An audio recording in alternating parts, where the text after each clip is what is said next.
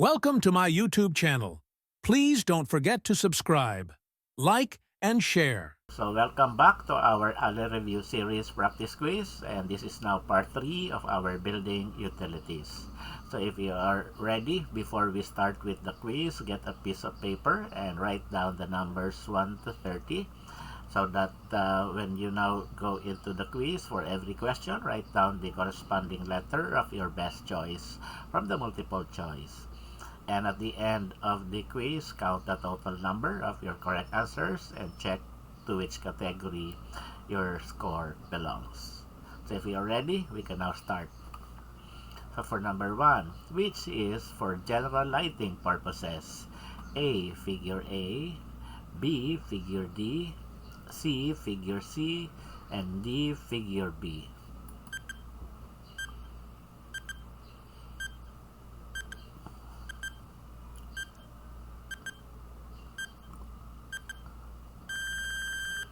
And our correct answer is figure A. So figure A is a ceiling light, and they are commonly used for general or ambient lighting in a room. This type of lighting is made for a single purpose, that is to provide you with uniform levels of illumination over the entire space completely independently from other lighting sources. Number 2, which is for lighting wide areas for safety purposes? A, figure D, B, figure B, C, figure C, and D, figure A.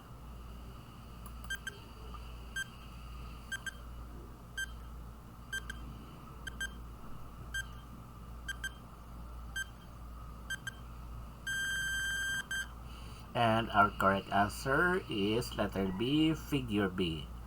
Now, while through lighting can be used in wide areas, it's not primarily designed for safety lighting or wide areas.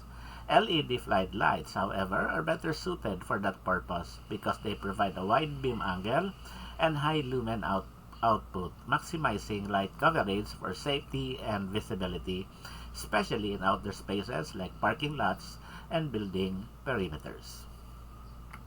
Number 3, which is not needed for working areas. A, figure D, B, figure C, C, figure A, and D, figure B.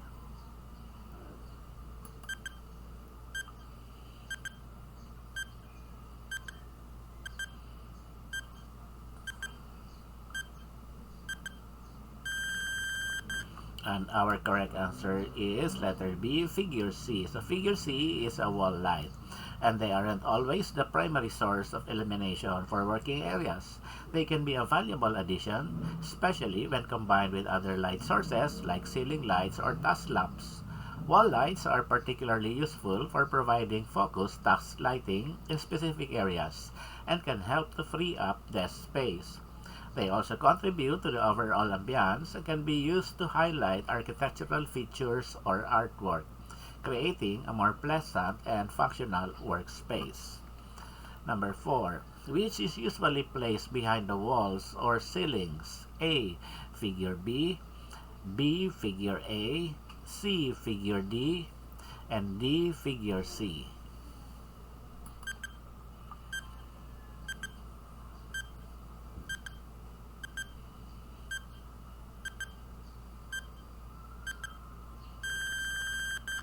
And our correct answer is letter C, figure D. So figure D is an LED LED light, no? A T5 LED tube light. So two types of LED lights are commonly used for cove lighting. This one, the T5 LED tubes, or the LED strip lights. So you can put it here in ceiling coves or in wall coves. Number 5, what equipment are intended to either control the fire or to suppress the fire in wide area? A, sprinkler systems, B, fire detection, C, fire damper, and D, fire extinguishers.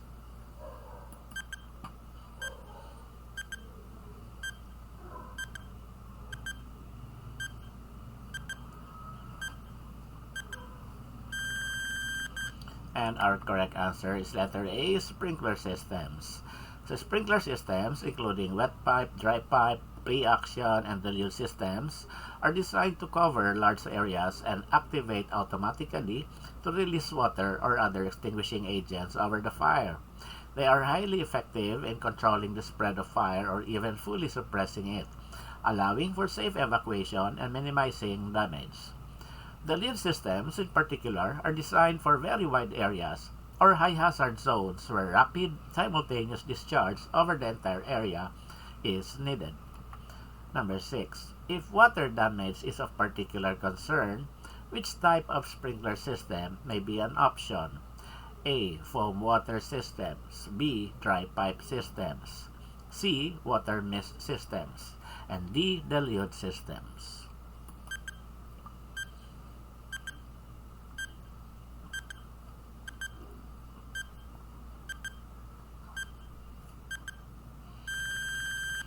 And our correct answer is letter C, water mist systems. So water mist systems are ideal when water damage is a concern because first, they use very fine water droplets to suppress fire. Second, the small amount of water used minimizes water damage to sensitive equipment or materials. And lastly, commonly used in museums, data centers, hospitals, and areas with valuable or water-sensitive contents. Number 7. Which sprinkler system is best for electrical transformers or tanks containing flammable liquids? A. Deluge systems. B. Dry pipe. C. Foam water systems. And D. Water spray.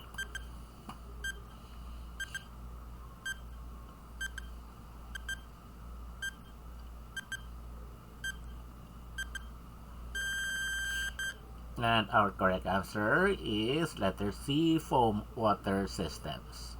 So foam water systems are designed specifically for areas where flammable liquids are present.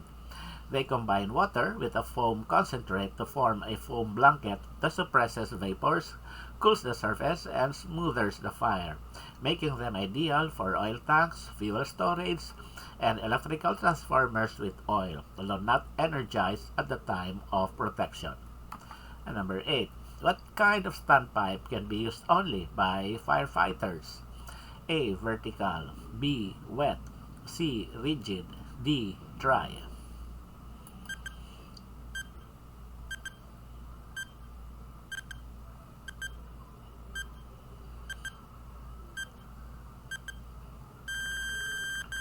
And our correct answer is letter D, dry. So dry standpipes are intended for use only by firefighters. These are empty of water and only filled when needed by firefighters and must be connected to a fire engine or fire hydrant or pumper truck at the fire department connection, this one, or the Siamese twin, to supply water during a fire. So firefighter will have to connect their hoses to these dry standpipe outlets. Number 9, rubber coupling and gear clamps are used to connect which type of pipe? A. HDPE. B. PVC. C. Concrete. D. Hubless cast iron.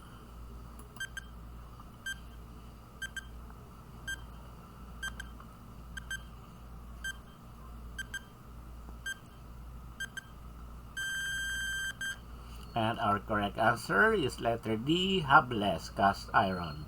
So hubless cast iron pipes have plain ends, and they are joined together using a specialized coupling. This coupling consists of a rubber gasket or sleeve and a stainless steel shield with gear clamps, often called band clamps or shielded couplings. The rubber gasket provides the seal, and the clamps are tightened around the outside to compress the gasket and create a strong, watertight joint. This method is widely used in drainage, waste, and vent or DWV systems. Number 10. Electrofusion is used to connect which type of pipe? A. PEX. B. HDPE. C. Cast iron. And D. CPVC.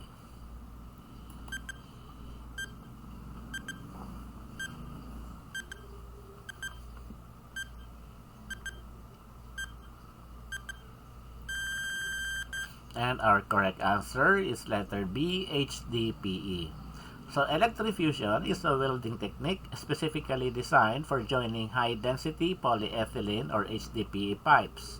Specialized electrofusion fittings have built-in electric heating elements or coils, and when an electrical current is applied to these coils using an electrofusion machine, the coils generate heat. This heat melts the inner surface of the fitting and the outer surface of the pipe, causing them to fuse together and create a strong, homogeneous, seamless joint upon cooling. On the other hand, the PEX or cross-linked polyethylene is typically joined using crimp rings, expansion rings, or push-fit fittings. Cast iron pipes are usually joined using hub and spigot joints with lead and vacuum, or more commonly now, hubless couplings with rubber gaskets and stainless steel clamps. CPVC pipes are almost exclusively joined using solvent cement, which chemically welds the pipes and fittings together. Number 11. Solvent is used to connect which type of pipe? A. Copper, B. HDPE, C. PVC, and D. CPVC.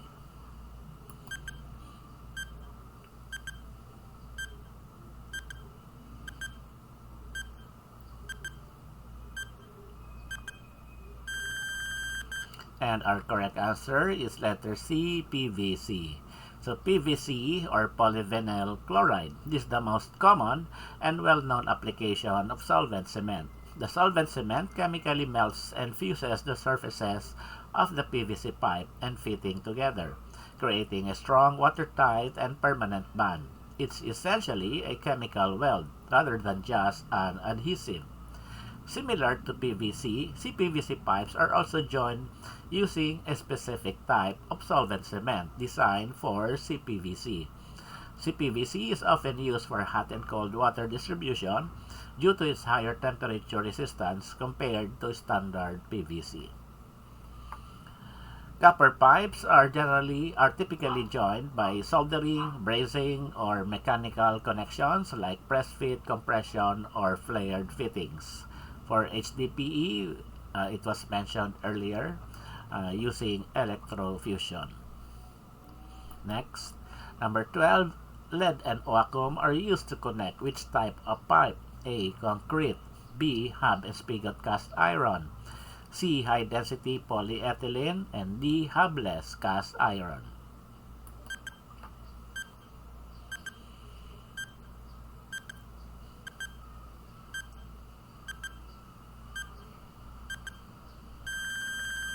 And our correct answer is letter B, hub and spigot cast iron. So a hub spigot joint features a bell-like hub, this one, on one pipe that receives the spigot or flat end of the other pipe, this one. And the joint is traditionally sealed with lead and vacuum. Number 13. Which is the dimmer switch? A. Figure A, B. Figure C, C. Figure E, and D. Figure D.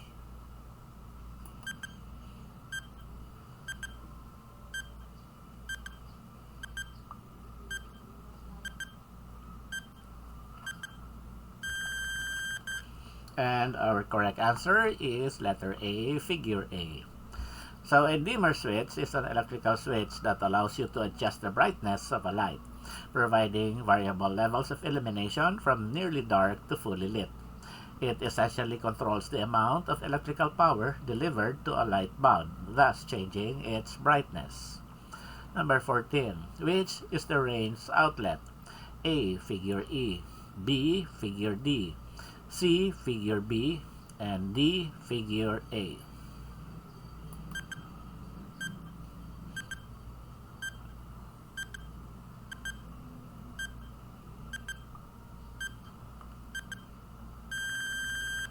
And our correct answer is letter C, figure B. So a range outlet, also known as a range receptacle, is a specialized electrical outlet designed to power an electric range or oven. It's a higher voltage, higher amperage outlet compared to typical household outlets, specifically tailored for the power needs of these appliances. Number 15, which is the USB outlet? A. Figure D, B. Figure A, C. Figure B, and D. Figure C.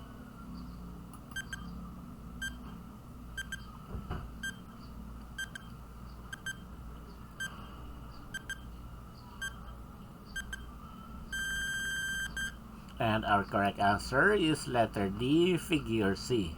So figure C is a USB outlet, and it is a wall socket that includes one or more USB ports alongside standard electrical outlets. Ito yung USB port, ito yung standard electrical outlet, allowing users to charge devices like smartphones and tablets directly using a USB cable without needing a separate adapter. Number 16, which is the pop-up floor outlet? A. Figure B, B. Figure C, C. Figure D, and D. Figure A.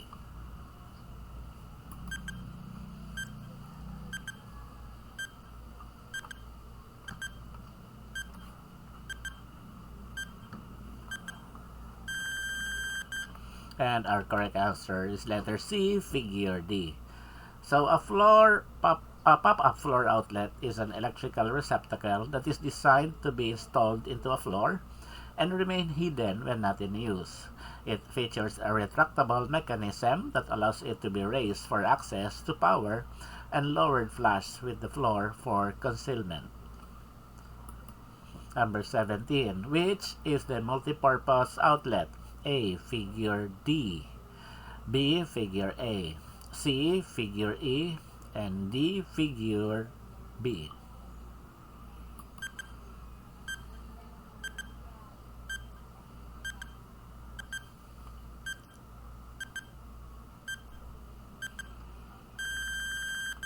And our correct answer is letter C, figure E.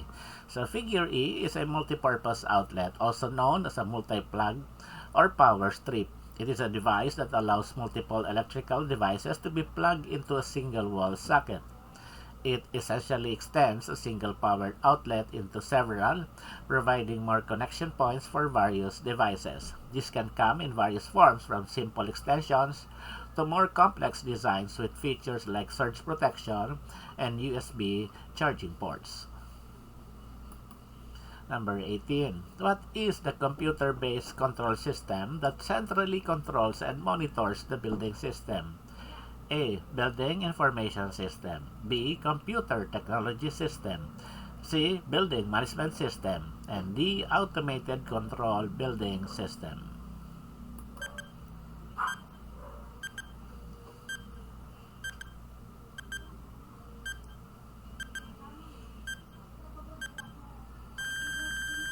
And our correct answer is letter C, Building Management System. So a BMS is a control system that can be used to monitor and manage the mechanical, electrical, and electromechanical systems and services in a facility.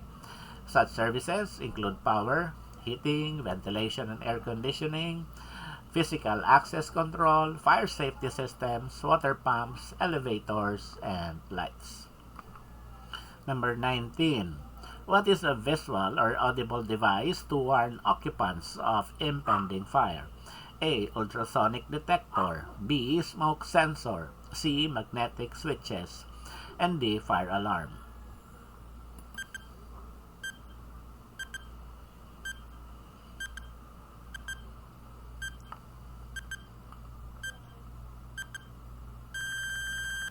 And our correct answer is letter D, fire alarm.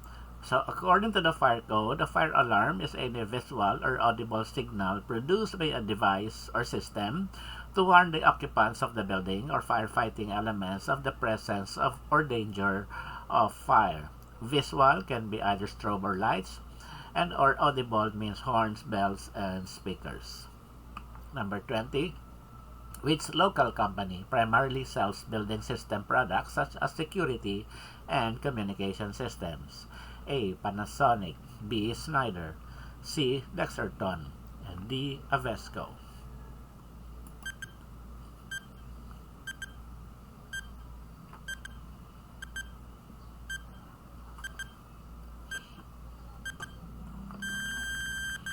And our correct answer is letter D, Avesco.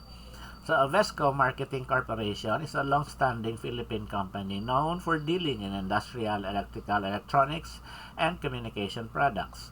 Their services include the design, engineering, and installation of various systems such as telephone, professional and consumer audio, security, audio-video intercom, intelligent public address background music, and fire alarm systems. Meanwhile, Panasonic's core business is broader consumer electronics and industrial solutions. Schneider Electric is a global specialist in energy management and automation. And Dexterton is a retailer and supplier of high-end bathroom fixtures, tiles, kitchen systems, furniture, and home finishes. 21. What is a self-contained surveillance system comprising cameras, recorders, and displays for monitoring activities? A. Closed-circuit TV. B. Security system. C. Video surveillance. And D. Safety system.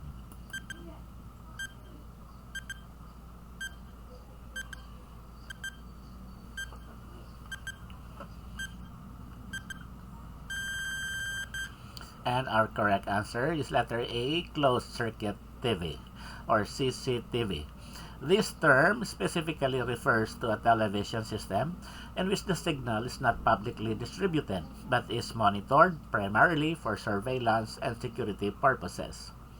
It typically includes cameras, that is the input, this one, a recording device like a DVR or NVR, and monitors, the display, all working together in a closed system. Number 22. In an intercom system, which station can control the entire system? A. Principal station. B. Master station. C. Door station. And D. Central station.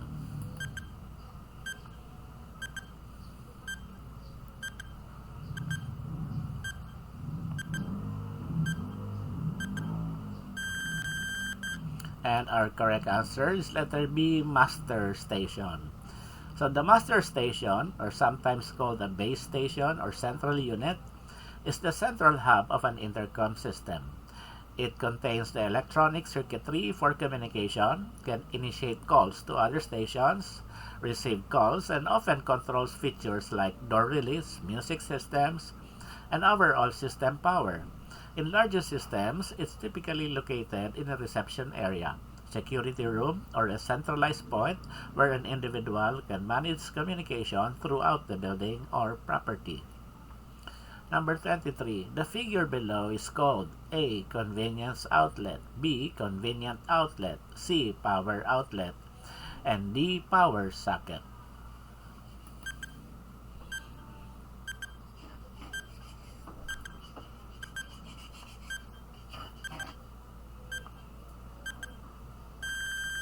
And our correct answer is letter A, convenience outlet. So a convenience outlet, also known as a receptacle outlet, is a standard electrical outlet installed in a wall or baseboard that allows you to plug in lamps, appliances, and other electrical devices. Number 24, the figure below is called A, weatherproof power socket, B, weatherproof convenience outlet, C, outdoor socket, and D, rainproof electric socket.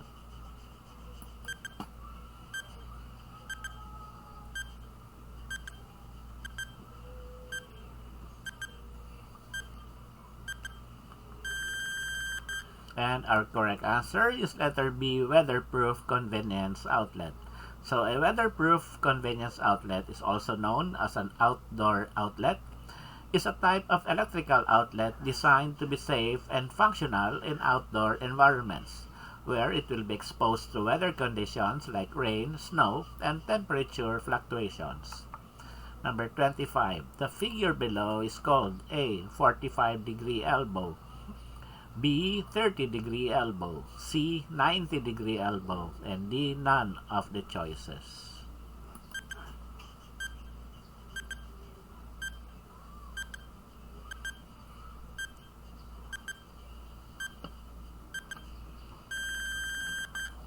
And our correct answer is letter A, 45-degree elbow. So a 45-degree elbow is a pipe fitting used to change the direction of fluid flow by 45 degrees. It is also commonly referred to as a 1/8 bend. It is a common component in piping systems, offering a more gradual change in direction compared to a 90-degree elbow, which can be beneficial for low efficiency and reducing pressure drop. Number 26. The figure below is called A. Pipe clamp, B. Coupling, C. Connector, and D. Elbow.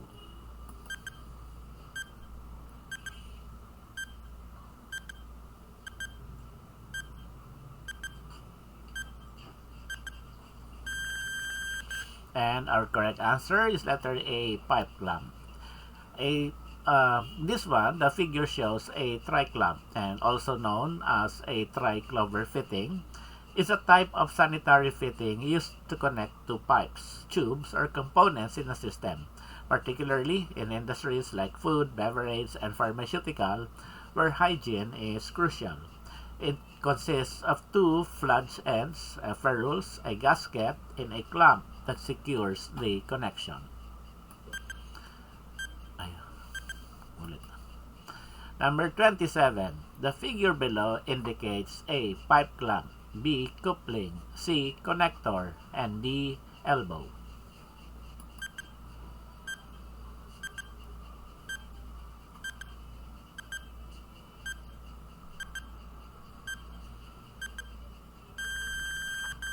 And our correct answer is letter A. Pipe clamp.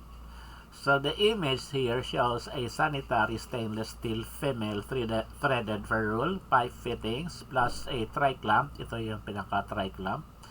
Plus PTFE or silicone gasket leisurely. Ito yung silicone gasket. No? Ito yung female threaded na ferrule. And number 28, what is indicated in figure below? A. Shower control, B. Shower, C. Shower head, and D. Shower knob.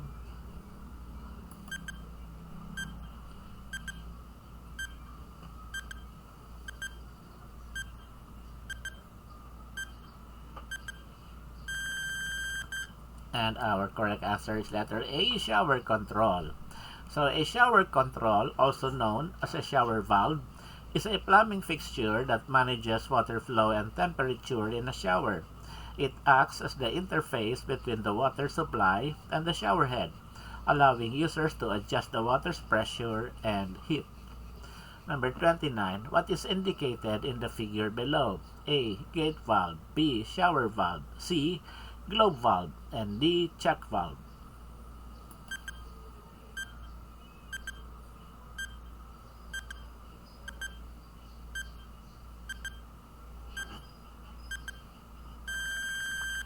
And our correct answer is letter B. Shower valve.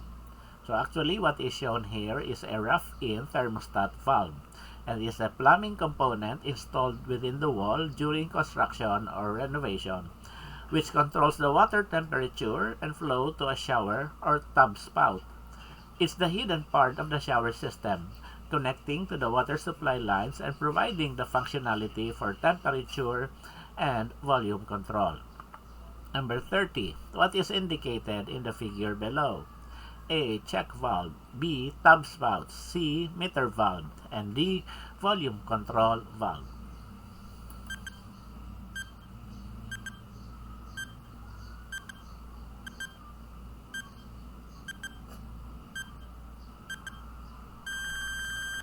And our correct answer is letter D. Volume control valve.